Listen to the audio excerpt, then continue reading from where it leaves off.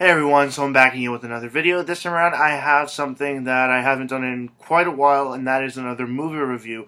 And as you can tell by the thumbnail and the title of this video, I'm going to be talking about the new X-Men movie, X-Men Apocalypse. Now, I'm going to say right away, right off the bat, spoiler warning, this review is more so to sort of foster discussion with other people who have seen the movie already, and to sort of talk about different points of the movie and what our opinions were on those specific points. So I'm going to just bring up a couple of things that sort of piqued my interest, or even things I just noticed in the movie that either bothered me or that I liked. And you guys out there, anybody watching this video, can comment in the comment section below, and we can have a discussion about, well, what you thought about the movie as well. So first up, I'd like to talk about characters that were in the movie, there's new characters that were in the movie, and how sort of present they were throughout the movie. I really didn't care how some characters were just sort of glazed over, and we didn't get much detail about them. Pretty much Jean Grey, no information about her. Psylocke, pretty much nothing about her. Even Storm, why is she a street kid in Egypt? How did she end up there?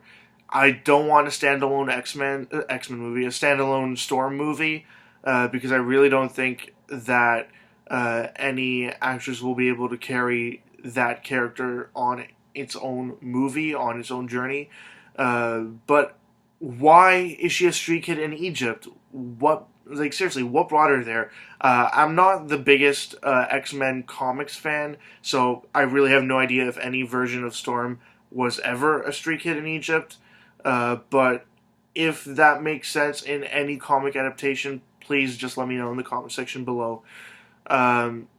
Cyclops, I mean, his introduction kind of made sense, and he had, I suppose, the best backstory out of like the new students. Quicksilver was more present in this movie than the last X-Men movie, and I definitely enjoyed his character more so in this movie.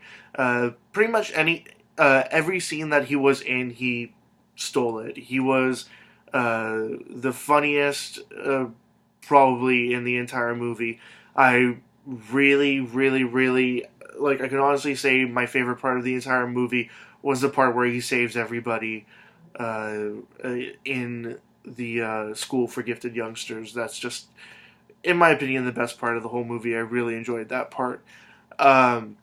Kurt's backstory, really, like Kurt's sort of introduction, where he's fighting against Angel, and then their sort of fight later on in the movie, was pretty generic in force. I didn't really care for that.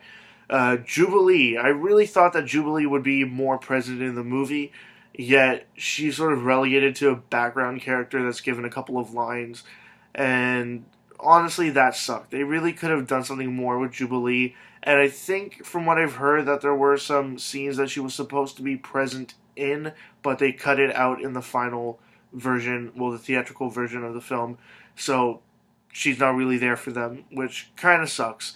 And honestly, 100% Havoc's, like, big spoiler here, but I mentioned previously in this, like earlier in this video, that all of these are spoilers, and this is more so for discussion, but Havoc's death just isn't worth it. Like, it wasn't worthwhile. It didn't really make me sad or anything. Like, there was no reason for any of it to happen. He just, like, split second reacted to Professor Xavier being taken away, and fires off his like energy blast and manages to hit stuff that explodes the entire school. But it wasn't really worth it for me. I absolutely hated the fact that of all the characters that could die, that they could kill off in this movie, they killed Havoc off in the way that they did. That just kind of annoyed me. even sort of Storm's character progression through the movie, from going evil and then turning good again, didn't really make much sense to me personally. Like, the only reason why she ends up being good again at the end is because she sees that Mystique is on the other side, and she's like, well, I mean, if Mystique is fighting against Apocalypse, then Apocalypse must be a bad guy. And that's pretty much just all that happens with her. And Psylocke just runs away. Like, what was the deal with that? Now, if they bring back Psylocke in a future installment, okay, fine, I get it. I think her character is also supposed to be, well, of course, good, evil, somewhere in the mix. So it kind of makes sense for her character to be sort of just all over the place. But her character just didn't really do anything throughout this entire movie. Pretty much the entire movie, it was look at Psylocke fight for 5 seconds, and that's it. Um, I suppose one of the only other things that I really enjoyed was, I suppose, Jean using her powers. I suppose, like, unleashing the Phoenix Force or whatever it's called, and pretty much helping annihilate Apocalypse. That part was definitely enjoyable. All of them using their powers to get, well, not all of them, but a lot of them using the powers in unison to take down Apocalypse. I suppose that scene was kind of enjoyable, but just there were like little minor tiny details in the movie that annoyed me, and the one that bothered me the absolute most, which most people would have just not noticed at all. But the thing is, this movie is set in 1983. Okay, remember that, 1983. And in one of the first few scenes where they show the school and just kids in the background walking to and from class or to their rooms or whatever, you see this one kid really obviously playing on a Game Boy, an original Game Boy, which did not exist for another 6 years. And I know that's a very minor little detail that many people missed, but I saw it, it annoyed me. You'd think that something like that they'd at least get right and give him something else to play with, but nope, they had him on a Game Boy. Even though it was just for a split second, it still was enough to annoy me. But overall, like, I did enjoy the movie. There were many cliched moments and many moments where it's like you know what's going to happen. Of course, the whole part with Magneto and his family and the death of his family. You just knew that little kid crying, using her powers and stuff like that, not knowing how to control them, not being able to stop, that something awry would happen, something to push Magneto over the edge, and of course that results in both his wife and his daughter getting shot by an arrow and dying right there in front of him. And that was just kind of stupid. Now, again, in the comics, I don't know if these characters exist, if he does have a daughter named Nina who can sort of call on animals to do her bidding and stuff like that. I'm not familiar with that character, if that character does exist in the comics. If she does exist in the comics, like, please just let me know in the comment section below. Otherwise, I'm completely unaware of that character, and I honestly didn't really care for that whole sort of interaction between